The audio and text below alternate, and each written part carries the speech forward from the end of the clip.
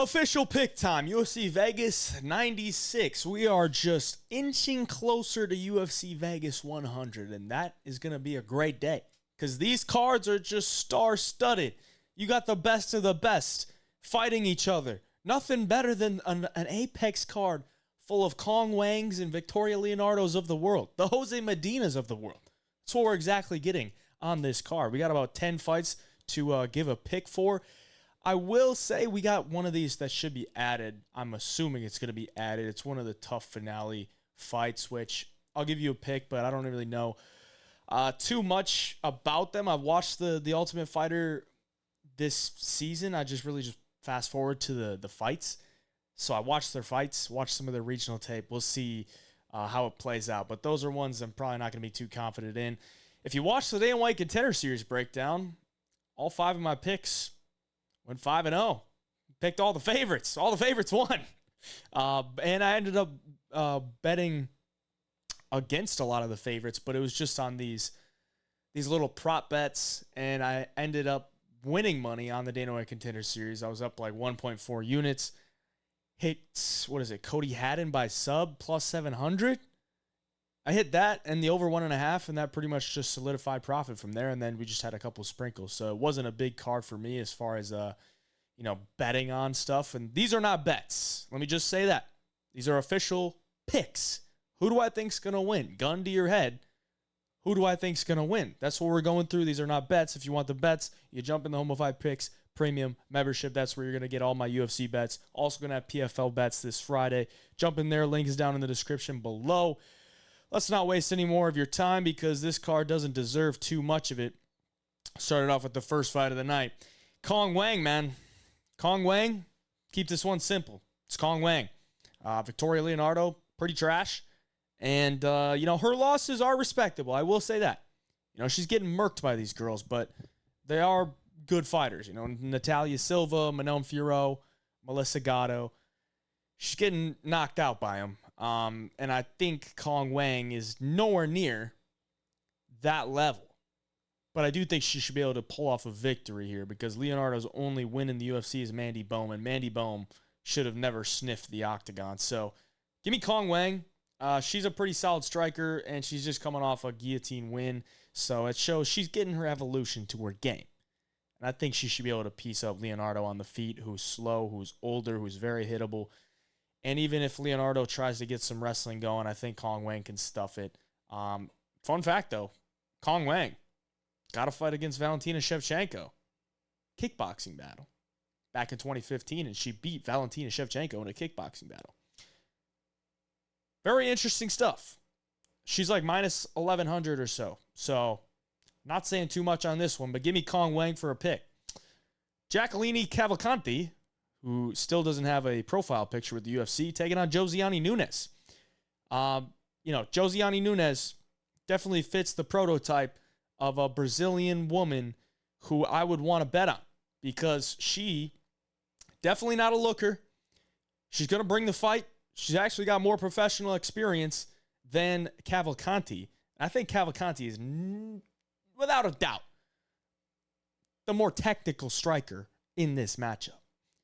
But I don't think that matters. I don't think it matters, bro. Because Josiane Nunes is going to walk forward spamming overhand lefts. And I don't think Cavalcanti is going to have the counter-striking to deal with it. Because Josiane Nunes is tough. She's usually undersized, but she has a longer reach. She's just a girl that's going to keep going forward. And I think that'll pose a lot of problems to Cavalcanti, who in her last fight was just able to do whatever she wanted against Zarah Fairn. Smaller cage at the apex. Gives Nunes the ability to close the distance, throw that overhand left, land it at will. I think she lands the bigger shots over the course of 3 rounds. Maybe could find a knockout, but this is women's MMA. Let's not get too crazy. Okay, let's not get too crazy. This is women's MMA. But I think Josiane Nunes gets this one done. I think she's the underdog too, so I might actually end up betting on her. But Cavalcanti, she's a solid striker. Not a ton of professional MMA experience, and I think Nunes is just going to be able to take the fight to her. Very physical, and I think she gets her hand raised. So give me Nunes. Got the last name of Amanda Nunes, too, so maybe that'll help. Vyacheslav Borschev and James Llontop.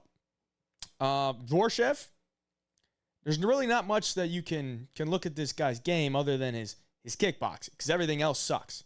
His kickboxing is unbelievable, but the grappling is terrible. Takedown defense, terrible. Submission defense, terrible. He's just a kickboxer, but he is unbelievable. I'm telling you guys, this guy, if he had a chin and some takedown defense, this guy would be amazing. But he doesn't have a chin. He has no takedown defense. So that is a big part of MMA. James Llontop, solid chin, not the best wrestling, never landed a takedown in his last 2 fights that are under the UFC banner. So I don't really expect him to be shooting takedowns in this one. And he's a guy that just going to walk forward, throw strikes. He's going to want to put a ton of volume on you. I don't think he has the biggest knockout power, but he can rack them up. And that's usually where he puts away guys and wins by TKO.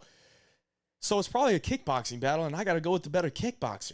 Now, am I going to bet on Borschev? Probably not, because I can't trust his chin, and he's minus 245. But I will take him for a pick because I think he's the better kickboxer, and he should be able to style on Llontop on the feet. Like, Llontop he's a Peruvian guy. I don't think he's had the best training throughout his career, and he's tough, and he's durable. But Borschev will hit you with these 3 or 4 punch combinations that I think he's just going to be able to piece up Llontop on the feet. Again, probably not going to bet on Borschev because you can't trust his chin, you can't trust his ground game. But I will take Borschev for a pick because I think he's the much better striker in this spot. Give me Borschev. Zachary Reese, Jose Medina. The legend, Jose Medina, making his UFC debut. Got absolutely destroyed on the Contender Series. Fat dude, definitely brought in to lose against Gaji Yazilov. And Gaji Yazilov is not very good. He's not a good kickboxer, not really that great of a grappler. And Jose Medina found 0 success in that fight, but still managed to get a contract. It looks like he's getting some good training in now. He's over at Entram Gym, I believe, in Mexico, which is a solid gym. He's moving down a weight class to 185. Zachary Reese, still a lot of question marks in my eyes. Is he explosive? Yes. He's a good athlete. But is he durable? Question mark. Does he have cardio? We don't know. We don't know what this guy looks like after round 1 because every one of his fights have ended in round 1. So he's going to be dangerous in round 1, but Medina showed a hell of a chin on the Contender Series. And who knows what he's going to look like coming back here. Now, the pick is going to be Zachary Reese because I think he's the better fighter overall. But again, we don't know his cardio. We don't know. I don't really think he takes a shot that well. But he is powerful. He's got good submissions. He's definitely the better mixed martial artist at this point. But there's just a lot of question marks. He's a big favorite. So that's why I have the question marks. But Zachary Reese is the pick. Cannot take Jose Medina in this spot. Maybe you could look to live bet it. If you see Zachary Reese looking gassed and Medina will be there. He's a tough kid. I can't say kid. I always say kid. I'm starting to talk like Dana. Good Lord. Medina's tough. But I think Zachary Reese gets him here. I'll take Zachary Reese. To the feature prelim, it's not Danny Silva anymore. It's going to be Francis Marshall. Francis Marshall stepping in on short notice to take on Dennis Buzukja. I'm going to put my face over there so you don't think I'm talking about Danny Silva. Buzukja, a good all-around fighter, still very young. I think he's still improving. He's at a good camp. He gets in good training with good training partners.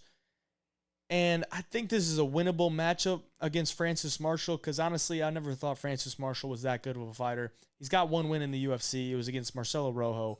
Knocked him out.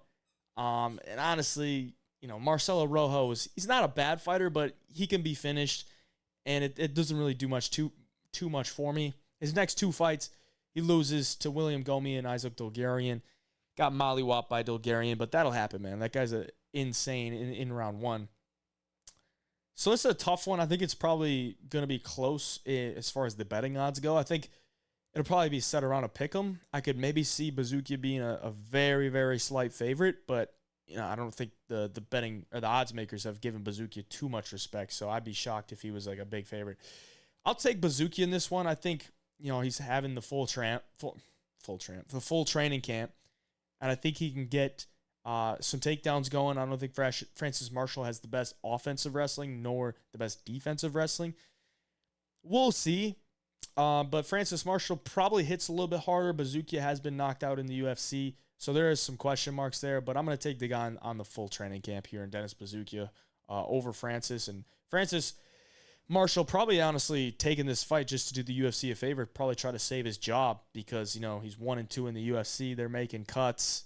He's like, all right, I'll step in, but you got to give me another contract type of thing. So I'll take Dennis Buzukja. But pretty low-level confidence. And I want to see where these odds go because maybe just blindly take the dog and let it ride. But Buzukja's the pick. Main card. Edmund Shahbazyan and Gerald Meerschaert. Edmund Shahbazyan is round one or bust. That's pretty much what it's come down to. There's a couple auto bets that I usually have is Edmund Shahbazyan round one, and it's GM3 round two. Round 2-3, actually. Round 2-3. Because usually Meerschaert's the underdog. He's the underdog here. And I think I'm going to lean towards the veteran experience here in Gerald Meerschaert. And I say that with my butt puckered in round one. Because Shahbazyan hits hard. He's got really solid striking. He just really hasn't always put it together. I think they're trying to set up Meerschaert for a loss here. But I don't know if it's going to work out. Because we got a lot of fights on this card where it's like vet versus a guy the UFC probably wants to win. So it looks like there's a lot of spots where the UFC is trying to set up a win and a loss. But I'm willing to take a flyer here on GM3. Because I think his striking has improved over the years.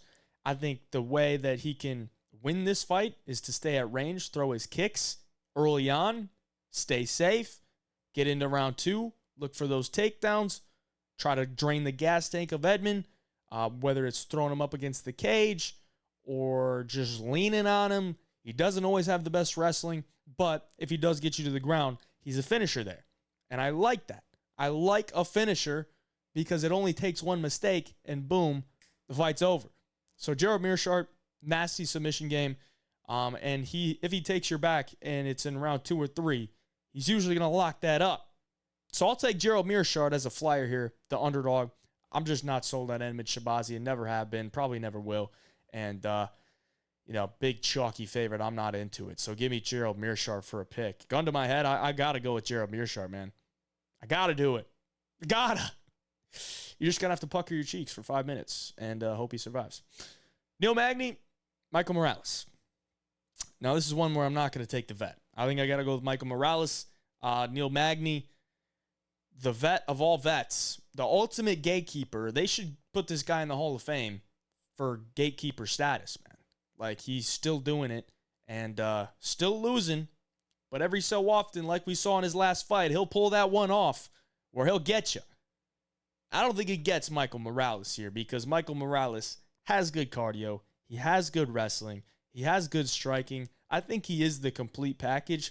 But at times, I do kind of want to see him go for the finish a little bit more. But in this matchup, I think it might suit him to not. Because Neil Magny's a guy that'll take your punishment and try to wear you out that way. And I think Michael Morales is going to be able to put it on Neil Magny. He's got a nasty jab. One of the most disgusting jabs. Like, it's literally like he's punching through a wall. It's nasty. You watch that Max Griffin fight back, the way he was landing those jabs is nasty. Even Jake Matthews. So I think he should be able to piece up Neil Magny on the feet with the jab, with the leg kicks. Neil Magny's allergic to leg kicks, as we saw in the Ian Gary fight.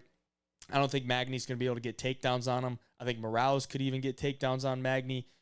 And in all reality, Morales probably wins round 2 or 3 just based on breaking him. But, if he does gas out, then Neil Magny could take over. But Michael Morales ain't Mike Malott. He ain't going to gas out with 20 seconds left. I can almost guarantee you that. I will take Michael Morales. He's a big favorite. That's not saying anything too crazy. Ryan Loder and Robert Valentin Frey? Ultimate Fighter. Title fight right here. Big stuff going down at the Apex this weekend. Ryan Loder, an absolute crotch sniffer. He's going to be looking for those takedowns. And then when he's not looking for the takedowns, he is going to want to stay as far away from Robert Valentin as he can, and he's going to be throwing these little body kicks, little leg kicks. That's all he does. If you watch him fight, he actually has like the Weston Wilson stance. And he kind of looks like Weston Wilson, where he kind of bounces southpaw. He's going to throw those body kicks, and then he's going to look for those takedowns. And they are strong takedowns. He's a very, very good wrestler. But I don't think he does a ton of damage with them. And I think the more dangerous guy here is Robert Valentin. I think Valentin, if you watch the Ultimate Fighter show, you could see this guy is different than the other guys there. Because he's a nasty striker on the feet, and he has a dangerous submission game. You look at his professional record, he has a lot more submissions than KOs. And I think that could come to help him here. Because if Ryan Loder's going to be shooting takedowns, he's got to watch that neck at all times. And even if Loder does get the takedowns, I think Valentin can get back up to his feet, threaten with the submissions, and to keep him off of him. And on the feet, he's a violent dude, and I don't think Ryan Loder has seen anybody like that. So give me Robert Valentin. Honestly, I watched Ryan Loder, bro, on The Ultimate Fighter. The guys he was fighting, they were not good. They were not good. Like, not dangerous at all on the feet. Poor takedown defense. And I think Robert Valentin has a lot better takedown defense. He's going to be a lot more dangerous anywhere this fight goes. So I got to go with Robert Valentin. And before we move on to that, don't have it on the screen, but the other Ultimate Fighter championship bout is going to be Ofli versus Myron Santos. And I'm going to pick Myron Santos because it's kind of the same way with Robert Valentin. I think Myron Santos is just going to be more dangerous throughout the fight. He doesn't have the submission game to really, threaten with a submission, because I think Ofli, he's a decent striker, but he's going to want to get in and shoot his takedowns and use his jiu-jitsu. He's not like some crazy jiu-jitsu practitioner, but he's a guy that'll get you down to the ground, drag you down, and be dominant from top position. But Myron Santos has fought a lot of wrestlers throughout his career. His only loss is to Dan Argueta, and Dan Argueta put it on him. But that was over 2 years ago. He goes on, and he's training at Extreme Couture. I think his takedown defense has improved a lot. We saw it on The Ultimate Fighter. He fought a really solid wrestler. He was stuffing takedowns, really good at digging underhooks, good at sprawling. And he can get taken down in this fight by Khan, but I don't think Khan does a ton of damage when he gets guys onto the ground. He just kind of holds them there, holds them for position. Going to look for a submission, but I think Santos is going to be able to fight off those submissions, get back up to his feet, and I think he can win 2 out of 3 rounds, if not stop Khan Ofli. Khan's good, no doubt about it. Khan's good, and I think he's UFC level. But I got to go with Myron Santos in this one, just the more dangerous fighter. To the co-main event, back to some more women's MMA. We got Angela Hill and Tabitha Ricci. And Tabitha Ricci, coming into this one, arguably lost her last fight. I thought she lost. I mean, she got outstruck, and she only landed 1 takedown. I really didn't understand how Keisha Pennington lost that fight. But the problem is, the judges sitting ringside, they did. And you know why they did? Because they see that thing and they say 10-9. I'm going to give this 10-9 because I see that thing bouncing out there.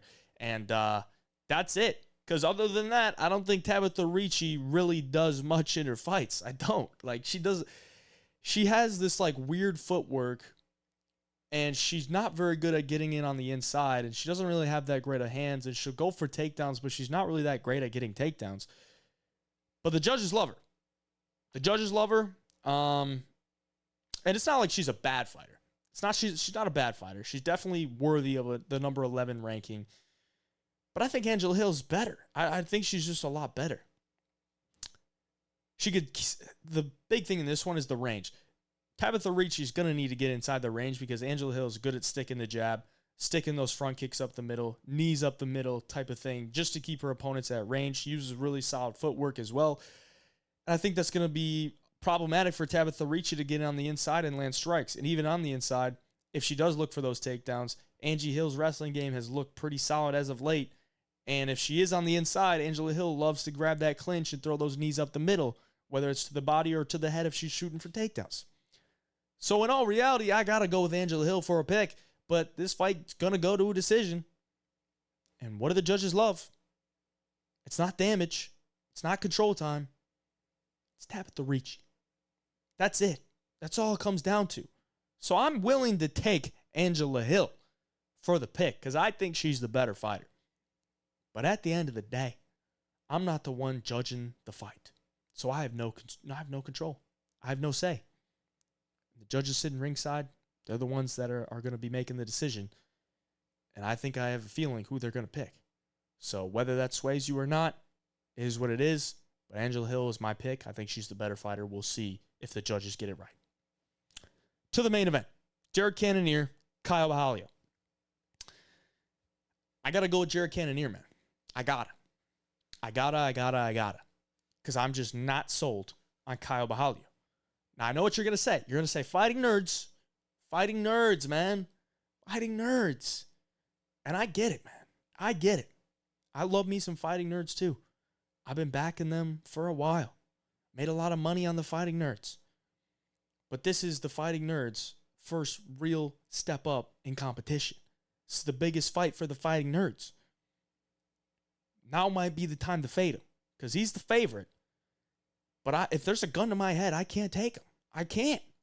I got to go with Jared Cannonier. And maybe this is me being one of those old heads that's like, I got to go with the more experienced guy.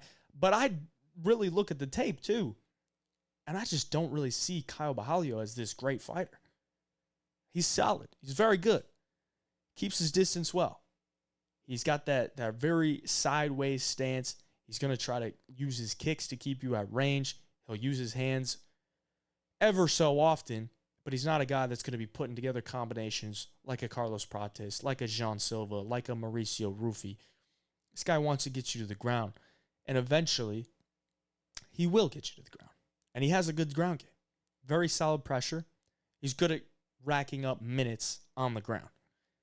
But I don't know if I could trust that going up against Jared Cannonier, because Jared Cannonier, he's seen the best of the best.